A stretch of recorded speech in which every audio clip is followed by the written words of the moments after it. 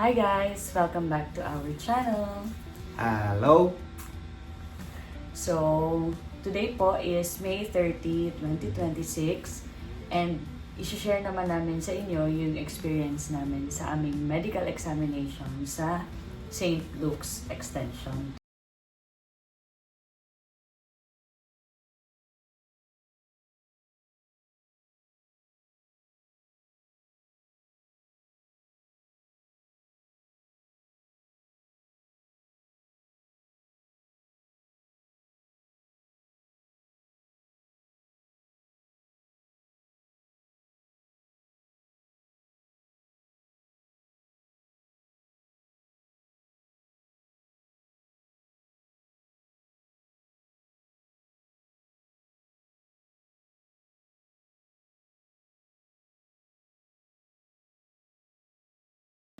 So, before we start, gusto lang namin mag-thank you sa mga nanood po ng aming previous video na na-upload about sa biometrics and fingerprinting sa Parka. So, thank you po sa lahat ng mga nanood and sa mga nag-subscribe and like sa aming videos. So, yan, i-share ko naman sa inyo, i-share namin yung experience namin sa medical examination namin sa SLEC. And currently, ito, nagtutupi kami ng damit. So, Stressful. vlogging while nagtutupi ng damit. Ito talaga ang jamming namin paggabi. Tipid bonding, that's Tipid what we call this. So, yan na nga. So, yung medical exam namin, nabook po namin siya sa date na March 24, 2026. So, that is exactly a day after ng aming biometrics. So, 8 a.m. po ang aming appointment doon sa SLEC. Ilalagay po namin dito kung ano yung mga kailangan ninyong dalhin sa pag-medical exam ninyo.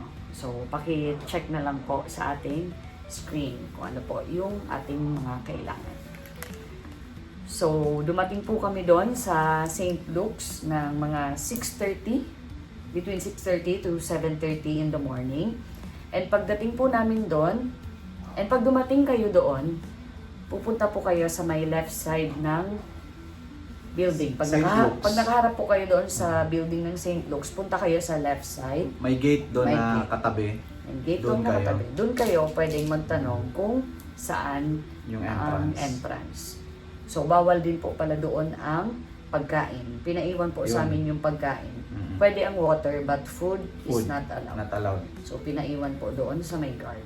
And then, after checking ng aming appointment, syempre, chinek niya kung talagang naka-appointment kami. Pinapasok po kami doon sa may waiting area. Meron po doong mga upuan kung saan pwede kayong umupo. And meron na namang doon na personnel si St. Luke's na merong parang podium.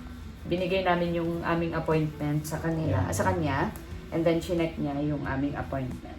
Habang kami po nakaupo doon sa mga monoblock na provided po ni St. Luke sa waiting area.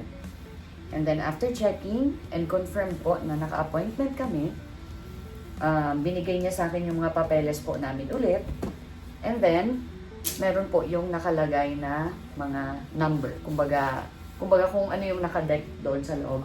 Di ba?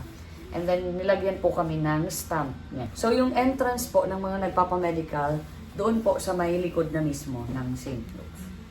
And then, after, pagkapasok po, pinapadiretso po sa may photo room. Nakakuha pa ako ng picture sa Photo room umpisa. agad tayo. Photo room. Naka-picture pa ako sa umpisa kasi hindi ko alam na bawal pala mag-picture. So, medyo may mga nakuha pa akong pictures, pwede namin i-attach dito. So, isa-isa kaming pinapasok. Actually, hanggang 2 person ang kayang kuhanan ng picture doon sa loob. Kasi yun yung magiging record mo sa St. Luke's. Kaya kinuhanan nila ng picture ang each applicant. And, siyempre, yung dependent. Bawal mag-ano doon, mag-take ng pictures, lalo na sa mga staff. Sa staff, bawal talaga siya. Kayo siguro pwede gamit, pero bawal talaga. Nakita ko may mga nakapost na photo and video taking is not allowed. So, konti lang yung aking nakuha kasi nga hindi ko yun alam sa una. So, after namin sa photo room, ayan, nagkukodigo muna ako kasi hindi ko na kasi medyo matagal na. After namin sa photo room, pinalabas kami ulit dun sa photo room. May waiting area po doon. Meron doon na window, madaming window na mag-cater sa inyo, mga personnel. May mag-guide naman. May nag-guide naman. Window A to M. So, letter A to letter M. So, nakaupo ka doon sa may waiting area, tatawagin yung number mo. Meron namang nag-a-assist, umiikot, nag-check kung, ma'am, natawag ka na ba? Sir, natawag ka na ba? Tapos ka na ba? Or US kung ka, ikaw na ang next. Oo. Diba? Sinasabi Iba-ibang bansa din kasi yung nagpapamedical doon. So after, kapag natawag na, napunta kasi kami sa window letter M. So pag natawag na, ako po muna yung inuna, tinanong po yung aking full name and address, and contact number ng petitioner. So full name ko, pangalan ng petitioner ko, address and contact number ng petitioner. No need naman na memorize mo yon kasi pwede ka naman mag-browse sa phone mo. Hindi naman sila strict compared kung nasa embassy ka. So, yun. Yun yung tinanong sa akin. Tapos, chinek yung receipt ko kasi nagbayad na ako online. Nung medical namin. Chinek nila yung receipt, yung payment confirmation. Tapos, medyo sobra kasi yung payment na nasingil sa amin kasi parang may transition sila. May transition na magtataas sila ng presyo. Pero hindi pa effective yung price na nasingil na siya sa amin. Nung nagbayad kami, hindi pa yun yung date ng effectivity. So, pero yun yung nabawas sa ko sa payment ko. So, pwede naman daw i-refund yun. Nang dahil dun. So, nag-interview na naman ng details naman ni Hans, yung aming anak. So, yun din, tinanong lang din yung full name ni Hans. Yun lang naman sa kanya. Tapos, habang ongoing ang kanyang pag-encode ng mga details, nag-semi-interview din siya sa akin kung gaano katagal na daw ba yung pag-process namin, kung mahirap daw ba yung NCLEX. So, feeling ko kasi nurse din ata siya. Nagpaplano din ata siya na mag-process going abroad. Mabait yung nag-interview sa amin, actually. So, yun, habang yun, nagkukwentuhan kami, parang small talk, kumbaga, chine-check niya na yung details kung correct and yung pag-encode niya. After niya na i-check yung papeles ko, tapos nag-encode na siya, pina-check niya na sa akin yung details kung correct ba and kung tama yung pagka-encode niya. So, chinek ko din kung ano yung in-encode niya, kung tama ba, kung may mali. And then, kung okay naman na, kung wala namang mali, papapirmahan sa inyo, parang i-declare mo na tama yung in-encode na personnel po sa St. Luke's doon sa may parang assessment doon sa pinakababa. And then nagpa-sign din sila ng health declaration. Lalo na sa akin kasi pinasulat pa sa akin na hindi ako pregnant dapat. Tapos signature over. Kasi mag-x-ray. Kasi mag-x-ray. After ko and ni Hans, si husband naman ang tinawag para sa checking of documents. Same lang naman yung yung process. Kung anong ginawa sa kanya, yun din sa akin. Full name and all. Tinanong yung pangalan. Ano pa yun? Petitioner, tinanong sa'yo. Hindi. Hindi naman. Pangalan lang, age, address pa ba? Hindi. Usually yung petitioner address ang tinatanong nila. Basta yung pangalan ko, tapos yun, nag-encode siya, tapos yun din, parang nag-interview siya kung anong trabaho ko ngayon, na saan ako nag-work. Yun, sinabi ko yung dati kong work.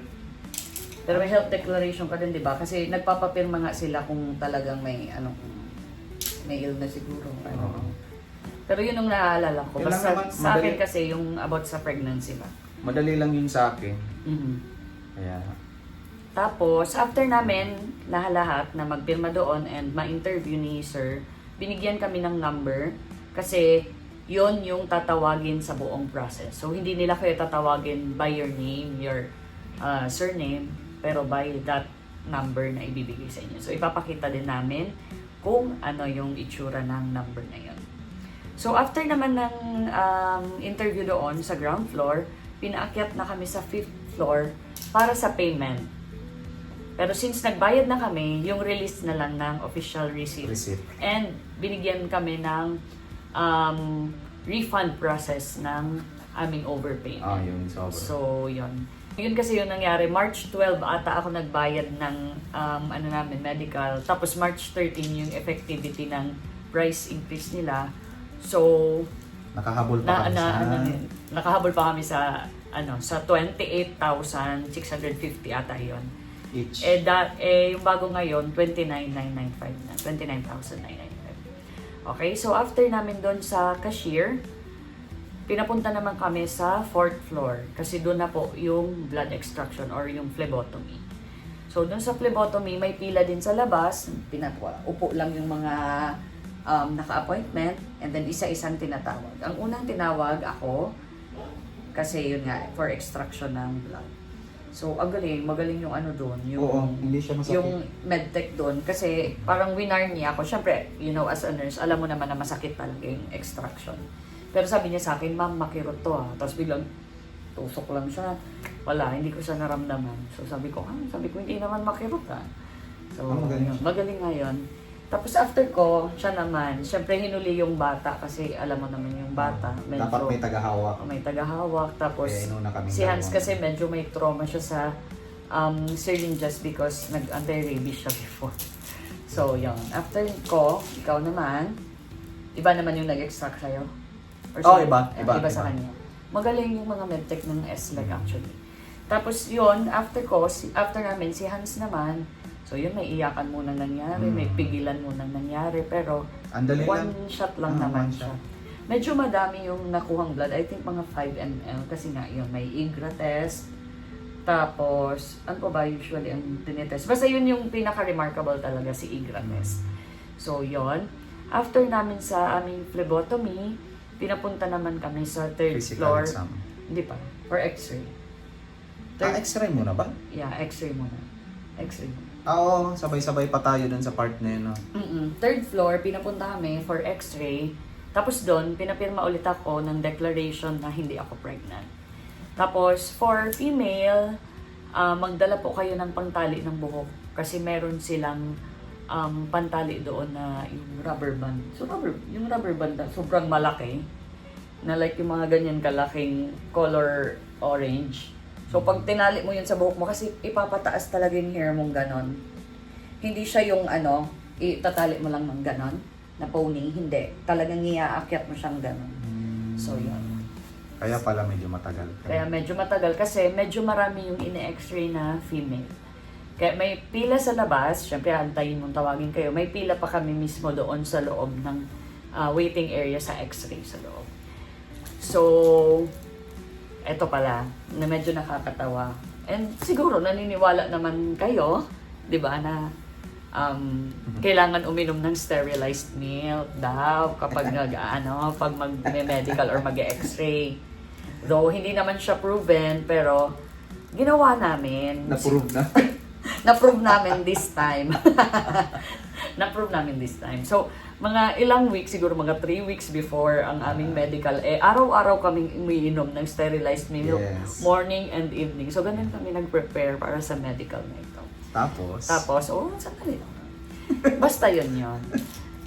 So, after yun lang, share lang namin yung kwento. After ng x-ray ko, x-ray naman ni Kaloy.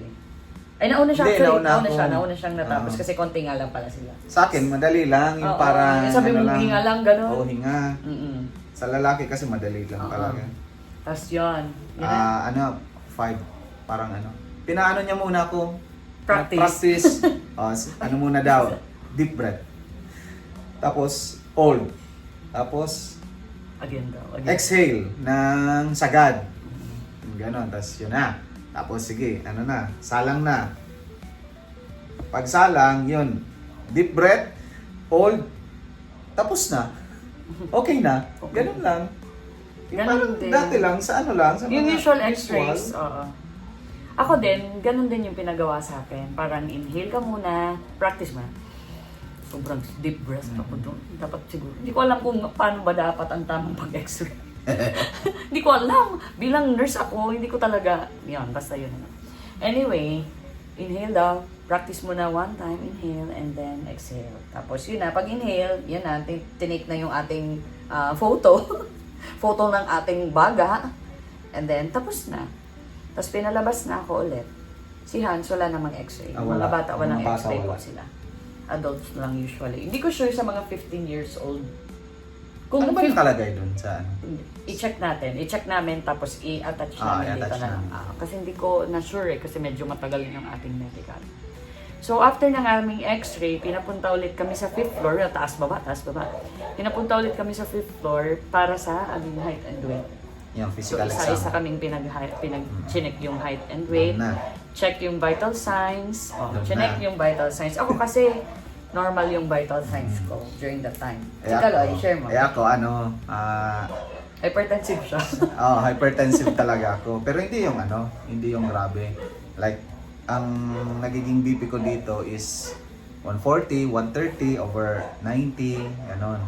Tapos doon, pagdating doon, inuna yung weight, height, then ayan na. Ako kasi pag bini-BP talagang Kabado siya. kabado ako. Mataas yung BP niya lalo. Grabe yan, ang heart rate ko, ang taas-taas niyan. Yan yung hindi ko talaga napipigilan. Tapos, yun na. Pag Pag ano na BP, pag check, 160 over 100? 160 over 100 ako. Basta sa 160. So yung cardiac Grabe. rate niya, tachycardic na siya. Grabe, 160 over 100. First time ko yan. Paka-experience ko ulit niyan nung pumasok ako ng BFP, na-experience ko din yan nung pag-agility ko. So hinintay pa nila na Mag-normal. mag-normalize yung BP ko. Ganon din dun ang nangyari sa akin. Pinaulit ako. So ang nangyari, sila ni Hans, Kami ni Hans, pinadiretso and na Apple, kami sa diretso na sa sila sa eye eye test. siya pinabalik pa siya doon. Pinabalik pa ako. Kumalma. Kumalma ka muna, parang Oo. gano'n. Pinahintay ako like 10 minutes. Para bumaba yung BP. Mag-relax daw muna ako, 10 minutes. Hintay ako. While kami ongoing yung aming eye test. Yung BP ko pala, 160 over 100. Tapos yung heart rate ko is So, 125. 120. So grabe. Ano yan? Taas masyado. Nahalata niya nakabado ako. Ayan.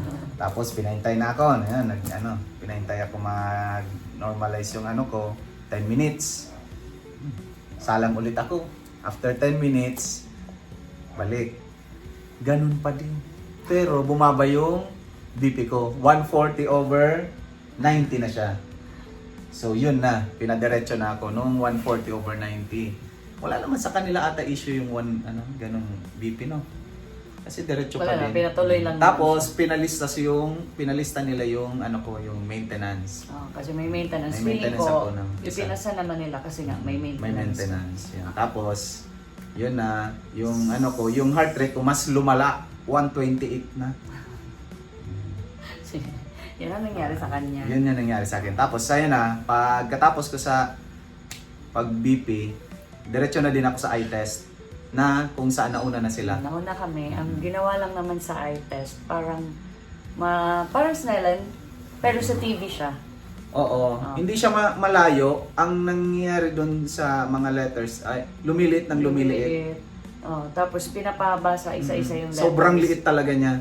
Kung ano yung letters daw na nandun. So, ito muna. Oo. Ito muna, takpan. Tapos yung kabila naman. Yan.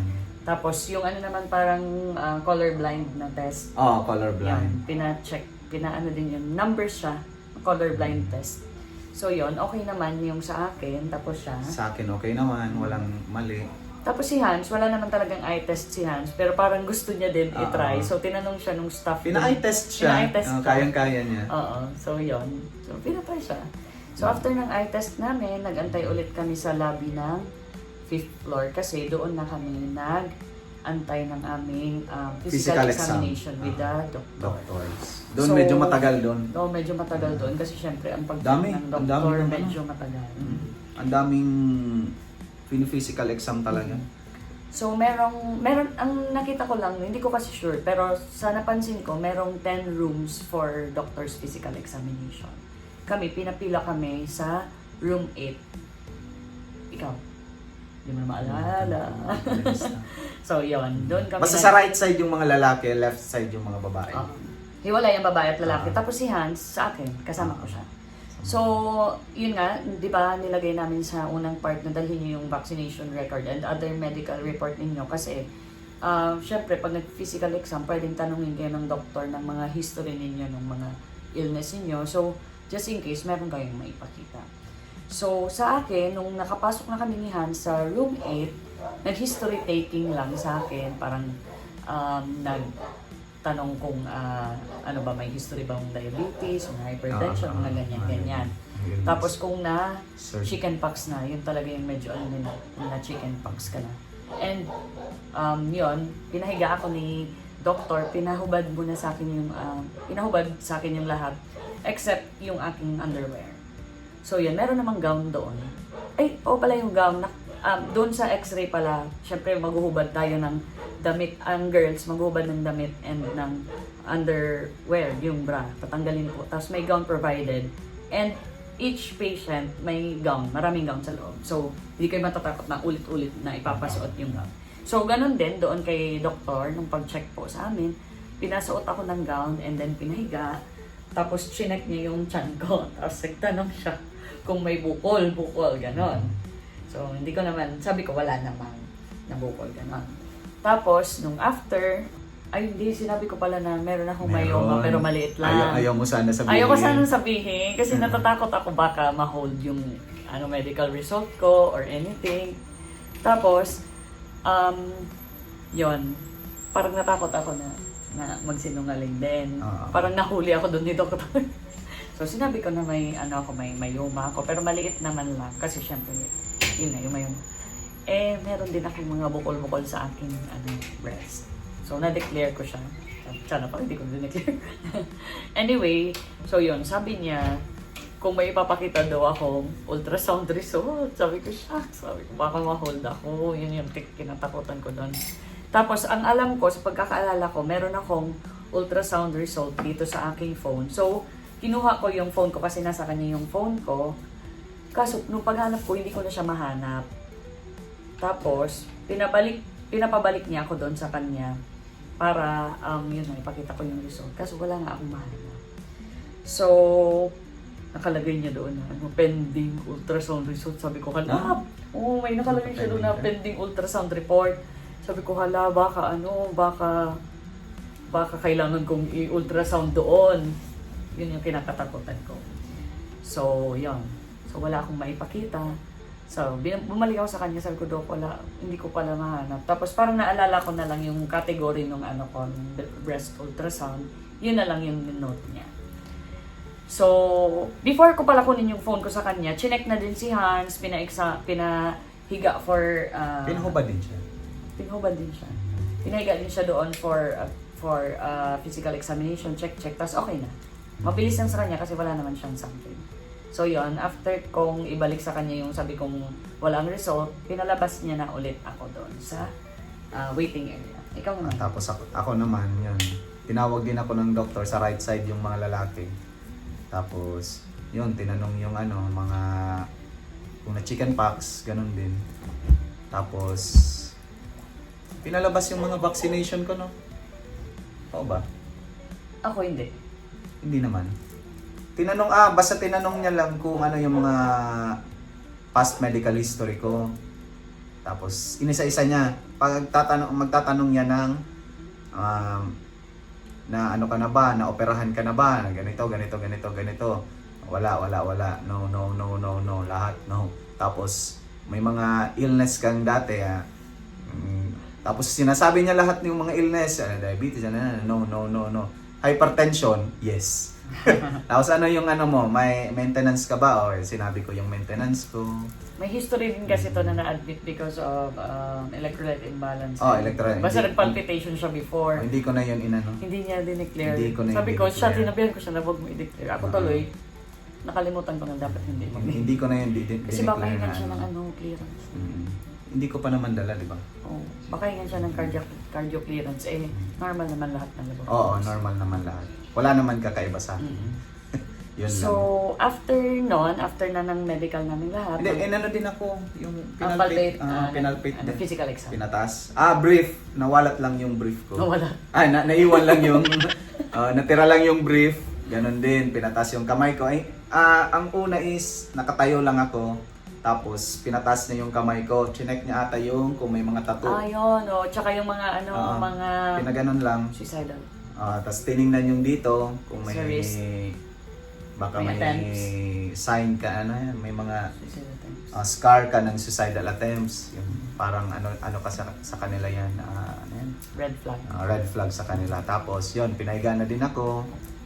Tapos pinalpate Diyan. yung chan ko. Yun lang naman. Tapos sa leeg, ginano din yung leeg ko. Chinek kung may mga bukol-bukol. Tapos yun na. Pagkatapos nun is okay na. So after namin ang aming physical examination, pinaantay lang kami sa pinabalik na ako sa triage area dun din sa Yan same na. floor. So doon mo na malalaman kung Dyan na. cleared ka na ba or first sputum ka. Okay? Pag yun na yan. Pag pinapunta, kasi marami na nga kaming napanood na vlogs before kami mag-medical. So medyo alam So na namin. kapag pinapunta ka sa 4th floor, alam mo na. Automatic yan. Oo, this is it. Is Sputum Academy ka. Okay, pero pag binigyan ka nila ng white na paper na pinapabalik ka tomorrow, ibig sabihin nun, for vaccination For ka, vaccination. cleared ka. Sure na cleared ka na. So yon, bumalik ako sa triage, yun nga, sa 5th floor. Si Hans and si Kaloy, binigay na yung kanilang white slip, so okay na, medically For cleared. sputum. Tapos ako, sabi ni ma'am sa akin, ma'am, punta ka po sa 4th floor. Tapos binigay niya sa akin yung papel ko. Sabi ko, ma'am, kasi nga, gets ko na, pumunta ko ng 4th floor. Sure na, sputum. So, basta yun yung sabi ko sa kanya, ma'am, sabi niya, sabi, Naiyak-iyak siya eh. Ano ko kasi di ba nag-prepare kami 3 weeks na sterilize me. Oo, walang Vitamins kami, hindi kami nag-vitamins. Dapat pala hindi na namin yung ginawa. Naggastusan lang kami, charing. Yun. Ano to, as in, naiba Oo, yung as ano niya, in, parang- naiba na yung mood niya sa buong ano namin. Oo. Sabi ko, so since pinapunta ako sa 4th floor, Stress wala na naman stress akong na siya. choice. Pupunta talaga ako doon. Naiyak-iyak to eh. Naghiwalay na, pinahiwalay ko na sila sa akin. Hindi na kami sumunod sa kanya. Pinapunta na sila sa 2nd floor kasi doon na sila. Doon na namin siya hinintay sa 2nd floor. Parang doon na yung advice about sa Vaccination. vaccine and all. Oo. So ako, pumunta ako sa 4th floor, pero yung full details about sa sputum ACAD ko, sa next vlog ko i-discuss sa inyo. So ito, yung medical experience lang talaga namin. Kami naman sa sa second floor, hiningi lang yung yung kay Hans, yung sa bata, hiningi lang yung vaccination record niya. Dapat yung vaccination record niya is nandun yung baby book and certification from the pedia. and kung nagpapaturok po yung mga anak nyo sa center, make sure na magpagawa kayo ng certification. Hindi pwede yung record lang sa barangay, ganon. kailangan nyo ng certification Papagawa from kayo. sa munisipyo nyo or sa city. City. Doon kayo papagawa. Nagpagawa kami. So, na-honor nila yon. Nabawasan yung turok kay Hans. Usually, kung wala ka nun, no choice sila. Halimbawa, baby book lang yung dala mo, hindi nila yon i-honor. Dapat talaga may certification. So, importante yung certification. Pag walang certification, ang mangyayari is nasa 7 shots. Baka 7 Seven injections shots ang- yung anak oo. nyo, kawawa naman. Kawawa naman. Kaya So, kami kay nilakad Hans talaga namin. is, anong nangyari is 5. 5 sa kanya. Anyways. Isabay na natin. Yung sasabay ito na, wait lang. Tapos ako naman, hiningan ako ng vaccination record is wala. Wala kong maipakita. Meron na vaccination record, pero wala kasi kaming mga booster, hindi naman tayo mahilig magpa-booster as Tagal na. adults. Oo, sobrang tagal na. Ang napakita ko lang is flu vaccination ko. Oo. Matagal na din, parang ano na siya, Ano pa, expired isa? na. Basta meron ko pang isang... Ay, sa COVID. Ayan, COVID vaccine, kailangan Dali meron. niya yun. Tinitingnan din nila yun. Ano, okay ka na ba? Yun, Ano ba? yun lang naman. So ako, syempre, pumunta ako sa 4th floor for further instructions. Binigyan ako ng number na naman kasi marami kaming pinupunta doon para sa sputum ACAD namin. Kasi diba, mga enrollment for sputum academy. So yun. So, si ma'am, in-advise niya ako na bumalik for 3 consecutive days para sa sputum collection. Tapos, 4th day daw ang vaccination. So, yon. Basta sinakaloy, okay na. Tapos, pinapabalik the next day. The next day, For 2 vaccination p.m.? ng 2 p.m. 2 p.m. 2 p.m. So, the next day, doon na tayo sa next day kasi yung sputum, separate vlog ko siya gagawin. So, separate vlog ko siya gagawin. So, March 25, immunization, 2 p.m. yung appointment nila. Dumating kami mga 1:30 p.m. Pinakita namin yung receipt and instruction sa guard. Tapos, nag-stamp ulit sa kamay ng medyo mas, medyo mas matinta na. Yan ba yun? Oh, mas grabe yung ink nung nung sa main entrance. Doon kasi yung daanan na pag for vaccination, doon na pinapadaan sa main entrance. So, in-advise na pumunta ng second floor. Binigay namin yung papel nila. Papel. Doon sa Iiwan nyo lang doon reception. sa parang Ito-drop nyo lang. Ito-drop nyo. Tapos, iintay kayo na tawagin. Tawagin yung number na binigay sa inyo doon sa pagpasok, yung unang-unang binigay na number sa inyo. So, nauna si Hans na tinawag. So, in-advise kami na 5 injections. Akala ko talaga 3 lang ibibigay sa kanya. Kakatawa yung anak namin kasi papunta pa lang kami doon. Ay, oo. Nag-ano na siya, yung nasa sasakyan pa lang sasakyan kami. pa lang. Parang kung ano-ano na yung mga rason niya. Ano nga yun? May masakit daw siya, masakit yung tiyan tiyan, niya. Masakit yung So tiyan. parang ang gusto niyang mangyari is umuwi na kami, bumaba kami ng sasakyan and uwi daw. Kasi sa Legazpi pa lang, sa Bicol pa lang, mga ilang buwan pa bago yung medical namin. Inorient namin siya na may injection, madaming injection. Kasi nga, meron siyang trauma sa injection. So yun. Dapat ma-orient talaga niyo yung mga anak niyo kung lalo na kung yung mga takot na anak sa puso. Sa injection. So yun, wala siyang nagawa, tusok talaga. Pagdating doon parang iba yung ugali niya, Nagpapasaway talaga siya, parang basta grumpy siya, wala siya sa mood, lahat ng gusto niya, gagawin niya, kasi nga ayaw niyang magpa-inject. Ayaw niya magpa-inject. Tapos yun na, nung tinawag na siya. Tinawag, in-advise kami na 5 injections na yun, akala ko 3 lang. Ilagay namin dito kung ano yung injections na binigay sa kanya. So, yun, grabe yung injection sa grabe kanya. Grabe yung iyak niya talaga. Grabe yung iyak niya. Nanipa na ng nurse, buti na lang hindi niya naabot si Sir Nurse na nandun. And ang galing. Magagaling talaga. Magagaling yung nurses and staff talaga ng SLEC. Talagang parang masusulit mo naman yung bayad mo sa kanila. Kasi asikaso sila talaga. Pero ayoko kasi siyang sulitin dahil sa sputum. Kaso nangyari na ang mga dapat mangyari. So, yon. Yung mga nag-inject, magagaling talaga. Magagaling sila. Kahit sa bata, alam na nila. Alam nila yung galawan ng bata. So yan, papakita namin sa inyo yung alam nila kung alin ang hawakan. O hawakan mo ngayon, hawakan mo ito. Alam nila. So yan, pakita namin sa inyo mga pictures namin post-vaccinations.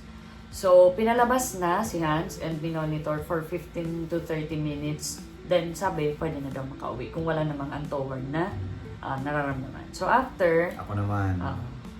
advised siya na injections, 3 injections. 3 ba ako? Yes, pares tayo. MMR, Tdap, and Hep B. Okay. Medyo makirot yung Hep B sa akin. Sa Oy, kanya yung dalawa, Tdap ata isa, yung masakit sa dalawa, kanya. isa. yung masakit sa akin? Tdap. Tdap, ano po yung Tdap na? Tetanus. Tetanus, Yan. Yun yung grabe hanggang Yung masakit sa kanya. Sa akin 2 yung days Hep ang ata. masakit. Ay, basta. Hindi pa naman ako nakasabay sa kanila. 2 days. Advance lang yung kwento ko. Oo. Tapos yon again, pinalabas 15 to 30 minutes na monitoring, waiting, and then pwede nang makauwi. Ay, tapos doon din pala sa injection area, tinanong namin si Sir kung parang kamusta yung laboratory results ni Hans. Sinabi man ni Sir na negative naman siya. Sinabi ni Sir na negative siya. Sinabi na negative yung igra niya. Kaya nung paglabas namin, habang nag-aantay kami sa releasing area, umiyak na ako. Grabe nang iyak ko talaga. Kasi grabe na yung syempre, namin, yung stress namin during that time. Kung ano-ano na yung naiisip namin. Kasi hindi namin, kumbaga, iniisip mo na there could be a chance na ma-sputum ka. Oo. Pero hindi namin parang minamanifest na mangyari, kaso nangyari siya na ma-sputum. Pero syempre, bilang healthcare worker, ako, May hindi ko chance naman talaga. maiiwasan na pwedeng may makahawa sa akin kasi syempre as a bedside nurse, maraming exposure kung kani-kanino and kung ano-anong sakit ang aming kung ano-anong sakit kami na i-expose. Kaya, yun, may chances din talaga ng gano'n. So, yun, nag-iyak doon sa releasing area dahil sa stress. Habang naghihintay siya sa akin. And sa pagod, kasi diba, the next day na sila vaccine, yun din yung first day ng sputum collection ko. So, parang stress na ako time na yun. So, yun ang nangyari sa aming 2 days na medical. So, yung sa amin pa lang yung sa kanila pa lang yun na since cleared na sila. So, wala po sa inyong ibibigay na papel ang St. Luke's kasi i-email na lang nila sa US Embassy yung medical yung result results. nyo. Na. So, yung vaccination and medical vaccination results. and result. So, kinagabihan, may nag-email na sa akin Agad-agad. and sa kanya din na nasend na yung Vaccination. medical nila sa embassy. Tapos, syempre ako, ano ba naman ang aasahan ko? Syempre, masakit man. Mag-a-academy siya. Oo. Magtatapos muna ako ng aking course. Kung ano-ano na yung ginawa namin para Para siya, maiwasan malibang. sana yon. Maiwasan yung Sputum Academy. Kaso, hindi talaga siya maiwasan. And after nun, nilibang na lang nila ako kasi, yun nga, stressful siya para sa akin. Nag-BGC na lang kami. Nag-BGC kami. Mga probinsyano. Lakwat siya na lang kami. Yung mga Kaya, probinsyano. yun. Kumaga, naglakwat siya. Ah, Kasi na, naglakwat siya kami para lang, para lang yung, malibang. ano. And, kasi hindi na naaalis sa isip ko yung Sputum. So, Kasi every morning pupunta ka. Ang aga talaga. Anyway, yan. I-discuss ko naman next vlog yung aking Sputum Academy course. So, yan. Thank you. Thank you for watching our vlog. Sana may natutunan na naman kayo sa aming medyo mahaba-haba yung vlog namin ngayon. And abangan niyo yung upload namin na sunod na yung Sputum Academy, yung course kong bago ngayon. Diploma na ako dun. Graduate na. Thank you. Bye. Please don't forget to like and subscribe. Like and subscribe, please. Like and subscribe and comment. Comment down below your kung ano pa ang mga tanong nyo. Bye. Thank you.